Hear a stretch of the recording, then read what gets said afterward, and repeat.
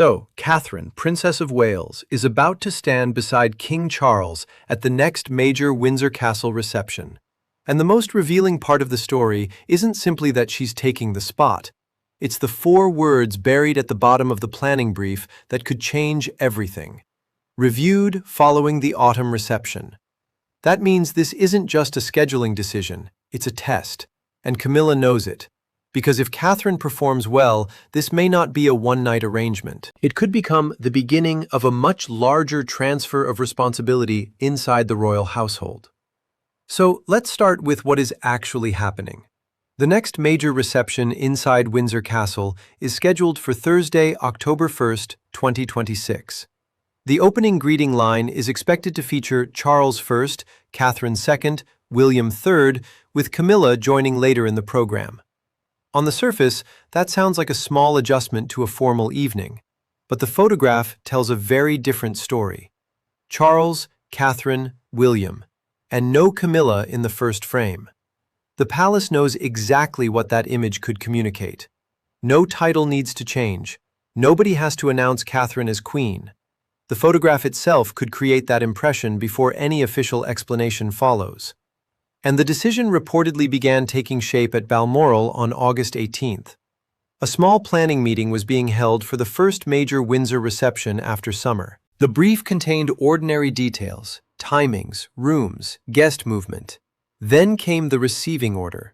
Charles first, Catherine second, William third, Camilla later. That single change turned an ordinary planning document into something much more sensitive. Catherine wasn't simply attending. She was being placed in the principal female hosting position beside the king. Everyone in the room understood how that could look once the cameras arrived. And William had been pushing for Catherine to take on more visible responsibility for months. He had a strong argument. Catherine had already been trusted with important welcoming duties during major state visits. During the American state visit in September 2025, William and Catherine greeted the visiting president and first lady before accompanying them to Charles and Camilla. Then, during the Nigerian state visit in March 2026, the same basic pattern happened again. 2 major state visits, 2 occasions where William and Catherine were trusted with the first important greeting. For William, that history mattered. Why continue treating Catherine as someone merely filling in when she had already handled the cameras, the diplomatic pressure, and the scrutiny that came with representing the crown? But Windsor would be different. Previously, Catherine and William had greeted important visitors before stepping back when Charles and Camilla took the principal position. This time, Catherine would stand beside Charles himself. That distinction was impossible to ignore. During the Balmoral discussion, Charles reportedly asked whether putting Catherine beside him would make it look as though Camilla was being pushed aside. The room went quiet.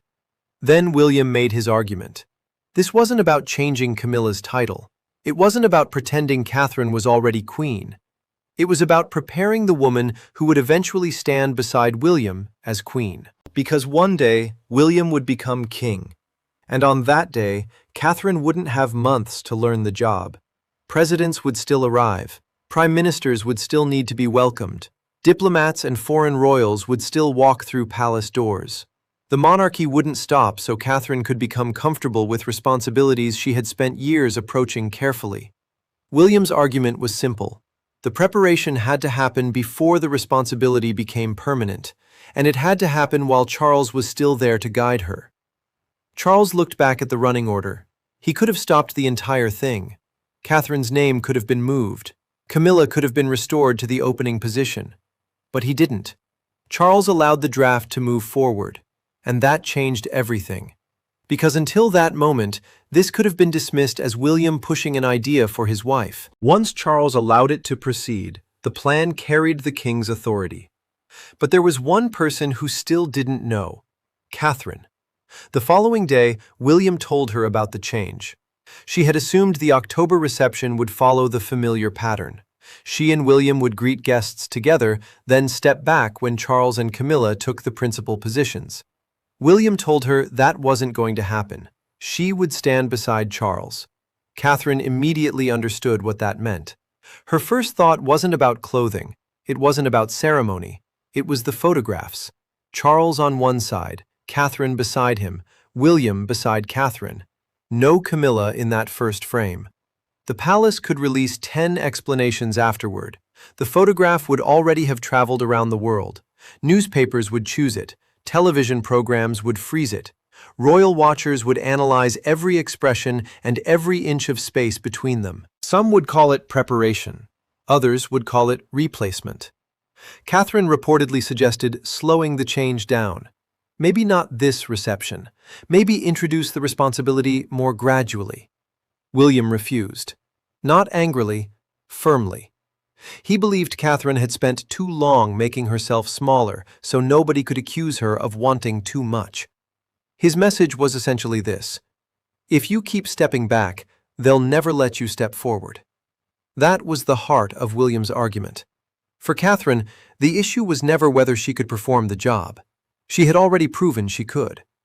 The difficult part was accepting that increased responsibility would always produce a reaction. William believed that reaction couldn't continue being a reason for her to retreat. Catherine eventually accepted. But she didn't celebrate. She understood that every step forward could create a new question about the woman standing behind her. That woman was Camilla. And Camilla had not been in the room when the decision was made. She hadn't heard William's argument. She hadn't heard Catherine's hesitation. She would simply see the document. And a document doesn't explain intention, it shows position. When the revised Windsor folder reached Camilla's office, she read the receiving arrangement. Charles, Catherine, William. She read it again.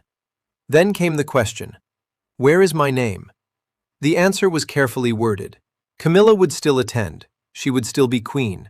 She would still join Charles later in the evening. Her title and formal precedence had not changed, but she would not lead the opening greetings. That's when the issue stopped being administrative. Camilla understood what the arrangement could communicate. Catherine wasn't simply being given another duty somewhere else inside Windsor Castle. She was being placed beside the king at the exact moment when arriving guests, photographers, and cameras would first see the senior members of the royal family. Camilla reportedly asked, "Why is Catherine standing in my place?" She was told the change was part of William and Catherine taking on greater responsibility. It was preparation. It was experience.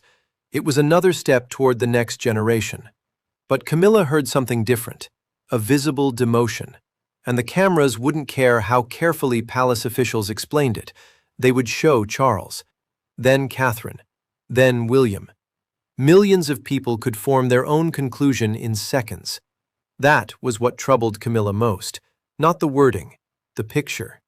Later, Camilla reportedly raised the issue directly with Charles. She didn't begin by attacking Catherine. Instead, she focused on what the arrangement would communicate. If Catherine stood beside Charles during the opening reception, people would treat the image as an announcement, whether the palace intended one or not.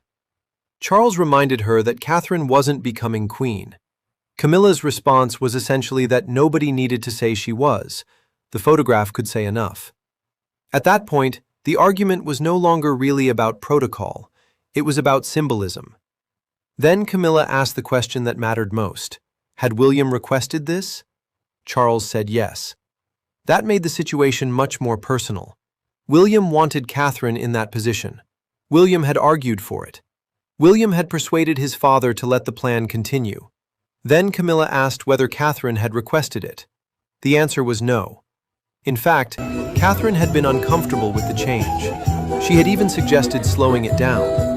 That left Camilla with a difficult reality. Catherine wasn't forcing her way into the position. William was driving the change. Charles had approved it. And Catherine had been the one trying to make it less confrontational. Charles then reminded Camilla that William and Catherine had already handled important welcoming duties during previous state visits. Camilla understood the difference. Those occasions had allowed Catherine to greet visitors before Charles and Camilla took the principal ceremonial stage. This time, Catherine would stand beside Charles instead of the Queen. Charles didn't argue with that distinction. He understood exactly what it meant. Then, he told Camilla something even more important. The October reception was being treated as a test. If Catherine handled the position comfortably, And if the evening went well, similar responsibilities could be given to William and Catherine in the future. That changed everything. Camilla had entered the conversation believing she was fighting over one reception. Now she understood that she might be fighting over what came afterward. A single evening could be dismissed as an experiment. A successful evening could become precedent. And that's when the 4 words at the bottom of the planning brief became impossible to ignore. Reviewed following the autumn reception. That meant the arrangement wouldn't necessarily end when the last guest left Windsor. Someone intended to examine what happened, how Catherine performed, how the evening was received, how comfortable Charles appeared beside her. And then the palace would decide what happened next. For Camilla, that removed the reassurance that this was temporary. There was no guarantee Catherine would return to her previous position after October 1st. There was only a review. And a review meant the palace could decide that the new arrangement worked. That was the real danger. Camilla would still be queen. Her title wasn't being taken away. Her formal position wasn't disappearing. But the responsibilities associated with that position could gradually begin moving elsewhere. No dramatic announcement. No single moment when someone told her it was over. Just another reception, another duty, another photograph. And Catherine becoming increasingly familiar in a position Camilla had always regarded as hers. Camilla reportedly tried to find a compromise. Her proposal was simple. Why not put all 4 senior royals together?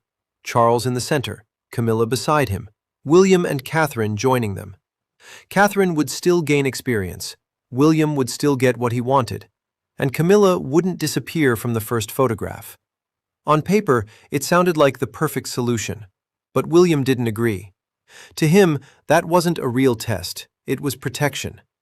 If Catherine was going to take on the responsibility, she needed to carry it without the palace protecting her from the pressure. Could she stand beside Charles? Could she receive guests? Could she handle the attention? Could she make the position feel natural? That was what William wanted to know. Charles listened, and then he sided with William. Camilla's title would remain untouched. Her formal precedence would remain. She would still appear beside Charles later in the evening, but the opening minutes would remain exactly as planned. Catherine would stand beside Charles. William would stand beside Catherine. Camilla would join later. It was a narrow decision on paper. Emotionally, it was much bigger. Camilla had asked for a solution that kept everyone visible. Charles had chosen preparation over comfort, and Catherine now had no easy way to escape the responsibility. For William, that was exactly the point. This wasn't about humiliating Camilla. It wasn't about announcing a new queen. It was about making sure Catherine was ready for the future, while Charles was still there to guide her. By late August, the decision had moved beyond family discussions and into the machinery of Windsor. Invitations had to be prepared, guest notes checked, arrival timings confirmed, staff positions finalized, the reception room prepared. Every detail was designed to make the evening look effortless, but beneath all of it was one question. Could Catherine actually carry the position? Because if she struggled, the old arrangement could easily return. But if she succeeded, the palace would have evidence that Catherine could stand beside the king, evidence that William's argument had been right, and evidence that the next generation was ready to take on more responsibility. That is why October 1st matters. Not because Catherine is suddenly becoming queen, she isn't. Not because Camilla is suddenly losing her title, she isn't. It matters because the palace is creating a situation where the public can watch Catherine perform a responsibility that previously belonged more visibly to Camilla. And sometimes, inside the monarchy, a position can communicate more than a title. A photograph can create an impression before an announcement ever does. So, when the doors of Windsor Castle open on October 1st, the question won't simply be where Catherine stands. It will be how she performs. If she hesitates, the experiment may end there. If she struggles, Camilla's position could remain secure. But if Catherine walks into that room, stands beside Charles, greets the guests naturally, and carries the responsibility as though she has been doing it for years, the palace will face a much bigger question. Why go back? And that's why those 4 words matter so much. Reviewed following the autumn reception. The reception may last only one evening, but the decision made afterward could shape what happens for years. Because the real test isn't whether Catherine can stand beside the king. It's whether, after seeing her do it, the palace decides there is any reason to move her back.